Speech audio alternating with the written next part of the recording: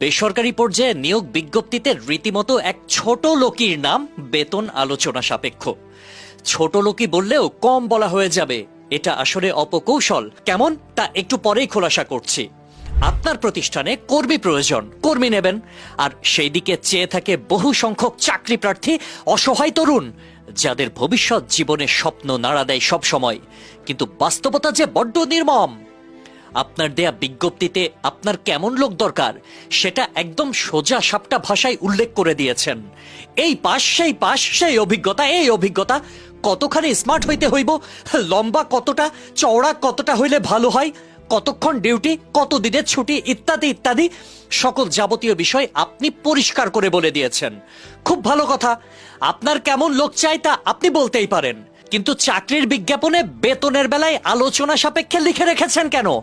আপনি কত টাকা পারিশ্রমিক তাকে দিতে প্রস্তুত সেটা কেন উল্লেখ করে দিচ্ছেন না? এটা কেন আগেই বলে দিতে পারেন না? আপনার কেমন কর্মী চাই তা ভদ্র ভাষায় আগেই উল্লেখ করে দিচ্ছেন, আর নিজে ঝামেলামুক্ত থাকতে চাইছেন যেন অপ্রয়োজনীয় কেউ আপনাকে বিরক্ত না করে। মামার বাড়ির আবদার।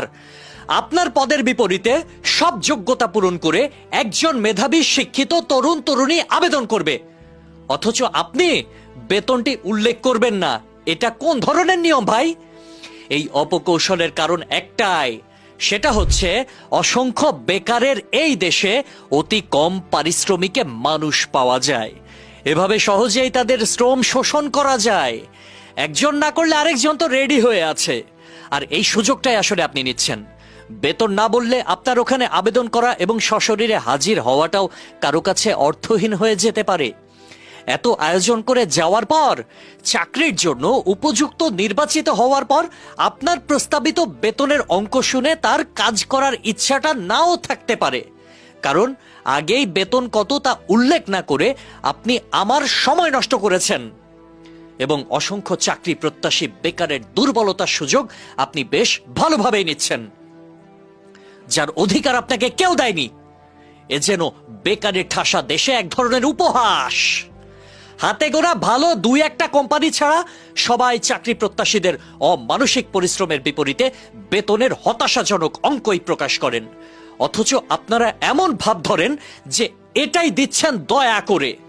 আপনি নিজেকে প্রশ্ন করুন তো, একজন চাকরিজীবীর জন্য বাস্তবে কি আপনার প্রতিষ্ঠানে কোনো নীতিমালা আছে?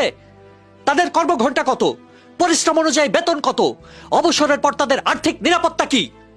মৌলিক এই সমস্যাগুলোর সমাধান কি তা আপনার কাছে আছে? বাস্তবতা এমনই নির্মম যে এসব নিয়ে স্বচ্ছ কোনো ধারণাই আপনাদের নাই। সুযোগের সদ্ব্যবহার করে আপনাদের এই শোষণ বন্ধ হোক। চাকরির বিজ্ঞপ্তিতে বেতন আলোচনা সাপেক্ষে এই লেখাটা বন্ধ হোক। বেতন যা দেবেন তা বিজ্ঞপ্তিতে পয় পয় করে উল্লেখ করেন। আপনি যেমন যোগ্যতা অনুযায়ী আপনার পছন্দ মতো লোক নিয়োগ দেওয়ার অধিকার রাখেন, চাকরি প্রার্থীরাও তার অধিকার রাখে তার বেতন কত হবে সেটা জানার। বেতন পছন্দ হলে চাকরি প্রার্থী আবেদন করবে, বেতন পছন্দ না হলে করবে না।